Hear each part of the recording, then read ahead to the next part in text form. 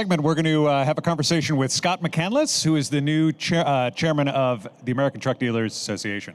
Scott, thank you for joining us. Sure. You take the mic right there. Good morning. Good morning. Good to see you. Good to see you. So Scott is a truck dealer, and one of the things that folks in the crowd may not know is that concurrent with NADA and the NADA show, we have the ATD show right across the street. So Scott is the chairman of the American Truck Dealers with stores in Colorado, Wyoming, and Nevada in the international line. Yes. So tell us about trucking. I mean, it's in some ways it's similar to the car business. In others, it's different. You're doing B2B. You don't carry the inventory. What's your sense on the state of the industry today?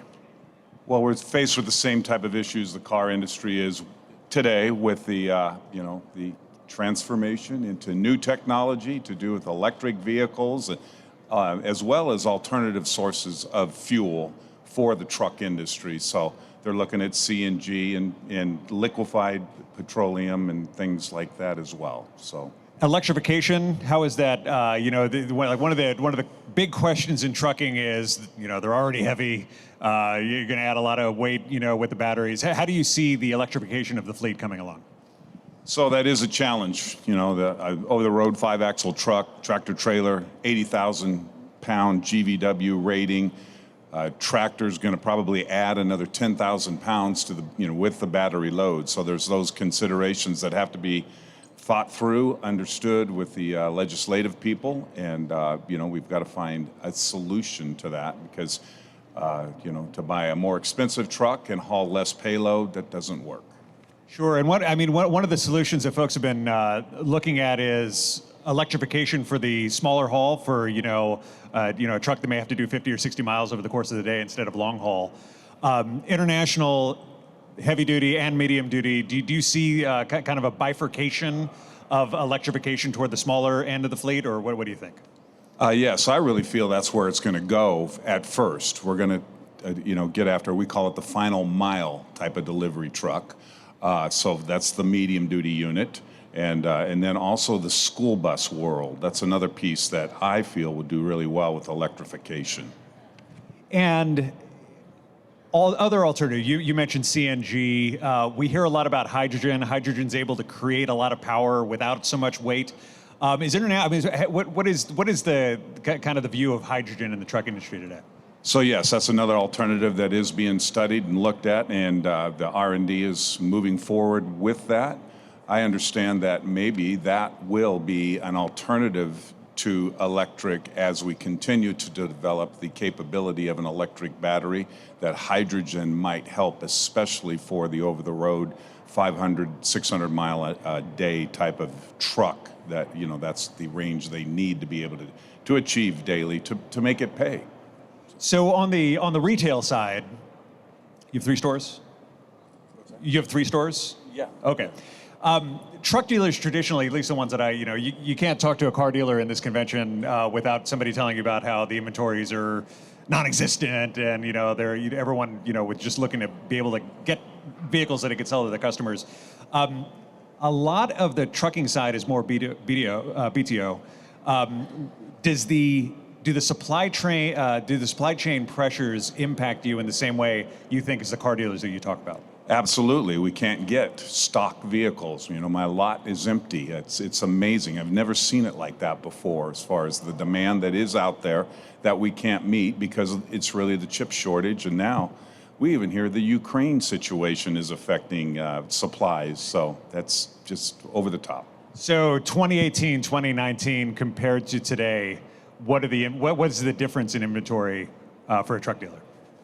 Well, what we were able to do is, as we anticipated with the factory people, they're always trying to sell us trucks and cars, so they'd come to us and say, we're not here telling stories. There are going to be shortages coming. You need to get on board and order next year's demand. Wow, that's just over the top, so so we did do that, and we went out and pre-sold a lot of that type of opportunity with our current customer base. But it might be, we might meet 60% of our needs with that type of situation, that these trucks are coming. But the disappointing piece is we go out and tell a customer, okay, we told you it'll be here in November. Well, that's got pushed to January of 22 now, but now we just had to go and tell them again that it's another 60-day delay. So that's continuous for us, and those are not fun conversations to have with your customers that are, desperate for the equipment. Certainly. Light at the end of the tunnel. Do you see the supply chain, easing in the next few months? I would have said yes before the Ukraine thing, that maybe third, fourth quarter is what we heard. But now with that war going on and these supply disruptions that we're hearing about from that side, I think it's going to go farther. So ATD traditionally, has its convention concurrent with the NADA show. It used to be over at the Westgate. Today it's over at the beautiful Encore Hotel. Tell us about the difference. How has the show gone for you so far? We really like the difference from the one to the Encore. So it's worked really well, having everything under the one roof, the meetings all contiguous there with going on at the Encore. So that has been fantastic for the truck dealers. And one of the advantages of having the two shows at the same time is that truck dealers can come over and enjoy kind of the big events at the NADA show. So the Michael Strahan event, the Dana Perino. Are you seeing truck dealers coming back and forth between the two? Yes, yes, we go and see the big name people. That's always exciting. And then also to partake in what else is out here for the car dealers that can be applied to our operations. We're changing oil and fixing trucks just like they do with cars. So a lot of the opportunity with the different vendors here does help the truck dealers. Had a conversation just a minute ago with your counterpart, NADA Chairman Michael Alford, who has spent a long time, with the dealer attitude surveys, in those meetings with General Motors. Talk about your time at ATD and the dialogues that you've had with manufacturers. The dealer attitude survey does do a lot for, the dealers to have the opportunity to voice our opinions of how the dealer or the OEM is doing. I've been in some contentious meetings with that. And then on the international side, just last year, we really raised the bar and everything turned green and positive for the relationship between dealers and international. So that was very positive. But having that attitude survey means a lot for the dealers to be able to get their voice out to the manufacturer. Just having the opportunity to dialogue, I think, right? Absolutely. So on the public policy side, for the last 4 to 5 years, a major focus of both NADA and ATD has been the Federal Excise Tax. I know that you've written on that. Why don't you just tell the folks watching at home about the FET and what ATD is trying to do? So Federal Excise Tax was a tax that was put in place before World War I to pay for, help pay for that war. I think it was 3% at the time. Over the years, it's been raised to 12%. So if you could imagine on a $150,000 truck, on top of that price, you're paying $18,000 more.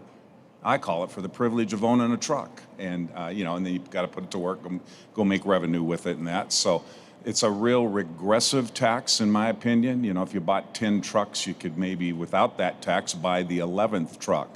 And what does that mean? Getting cleaner, safer trucks on the road. Today, 50% of the trucks that are still out there are 2010 and older units. If we could find ways to incentivize the industry to get those units off the road, again, the cleaner burning and safer with collision mitigation that's out there today would bring a lot to the industry. Also, mostly, for the most part, American-made products. We're actually taxing the manufacture and sale of products that are built right here in the United States. For the most part, there are some that are built in Mexico. So, but yeah, for the most part, we have multiple factories, a lot more in America than we do in other locations.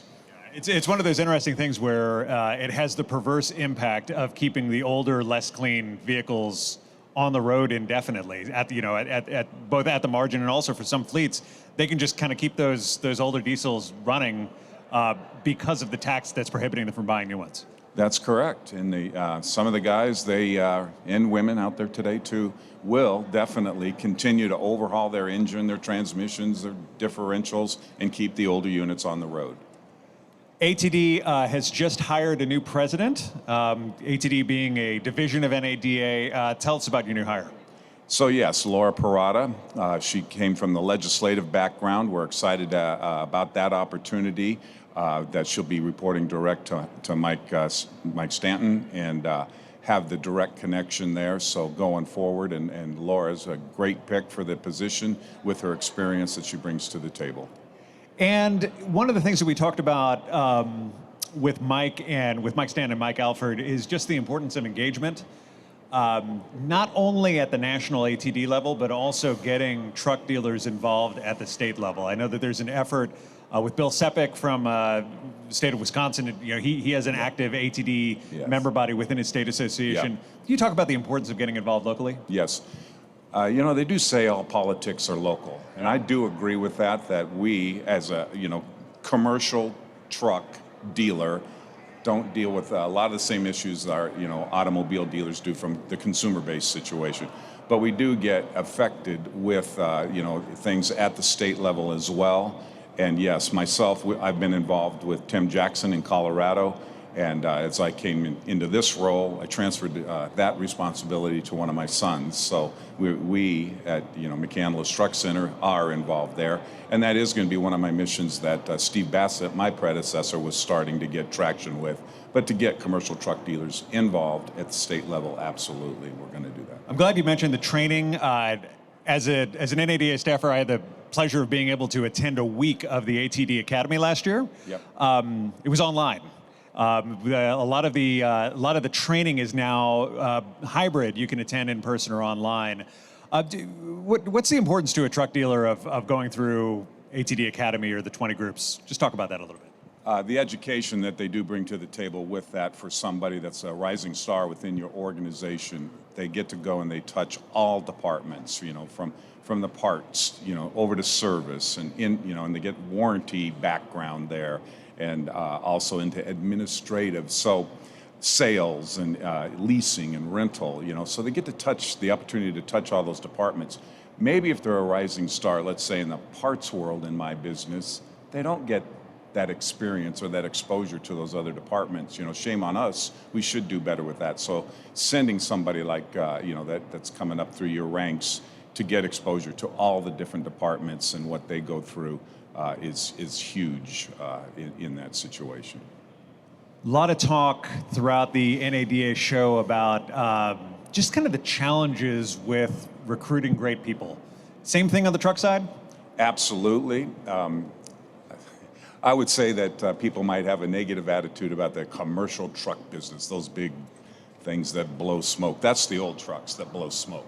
Today's trucks, you can almost put your mouth on the tailpipe and you'll be okay, but it's not quite that good. But so there's so much cleaner than before. The industry today, we're on top of everything as far as we are diverse. We want to bring women into our world, and it's been I would have to say a male world for a long, long time. Not the case anymore. We're looking to be diverse and bring people forward. So that's the truck world of today. And of course, a major step forward several years ago with the election of Jody Touton as the president of ATD. Yeah.